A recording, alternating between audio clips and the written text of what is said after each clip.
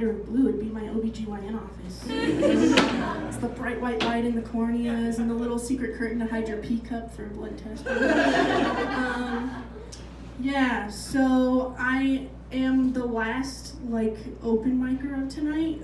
It's gonna be a bit of a roller coaster, you know, some highs and lows, and then I'm just gonna take you right down to the bottom with at the most least amount of exhilaration you can think of. I don't know, I tend to write comedy more than I do stand-up or anything like that. I kind of do it to kind of shape my personality. Most normal people would just go to college to do that. I thought, why not economize on this loneliness and just put it on stage? I'm glad that some of you laughed sadly. Right? You're like, oh, this poor girl. She's just up here looking like my middle school English teacher. It's fine. Some people don't need school though. Some people go through these life-changing moments before they hit that college age and don't need it. For example, Malala Yousafzai. Do we have fans of Malala Yousafzai? Great, right? She got a Nobel Peace Prize when she was 15 for trying to get education for women. She's great. She's attending Oxford right now. Why? I want to know why, because I feel like if you got the Nobel Peace Prize at 15, why? Why? Okay, I saw an interview with her talking to David Letterman of all people. That's fine. And he was asking her, how are you enjoying Oxford? Are you making friends? She has an issue making friends after getting the Nobel Peace Prize. And she was talking about how she gives tours to incoming students, and she's super perfect and great and loves women's education. And I was like, what professor is gonna call her in during office hours and be like, Malala, you're not putting in the work for geology 101. I really think you need to study more for sedimentary stuff.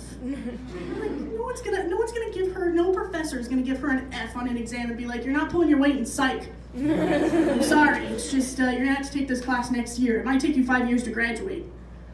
She has the Nobel Peace Prize. Why?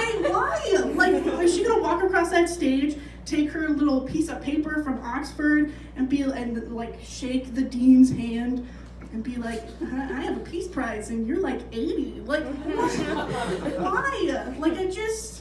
There's people, there's certain moments, even if you don't go to college, that's fine. I get it. Some people, college isn't their thing. That's great.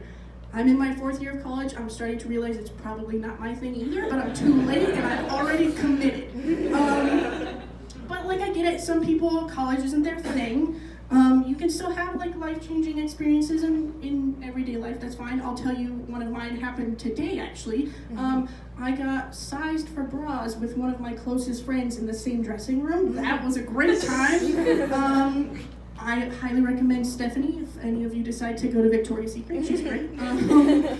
Maybe she's here and you'll give me free bras. I don't know how this works. Let me just check my notes here. Yeah, so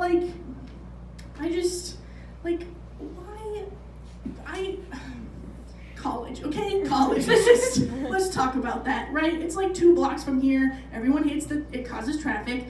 Half of this room might be college students. I'm one of them, and I already hate us too. We take up a good 80% of the room in Reno, and it's really just why? Do we not like to be secluded? Is this what happens in college? We're yes, drinking and fun, and then when we graduate, we're not in college anymore, so no. What's the switch that has to flip? What's the life-changing moment? Is it when you walk across stage and you get that piece of paper, which you actually don't get, by the way, you have to wait for. After 4 years of paying $20,000 a year, you're not getting the paper that you asked for? Also, what paper is worth $80,000? That's what I would like to know. That shit better be embossed, in something made out of I don't know, elephant skin? What's the most expensive thing I can think of?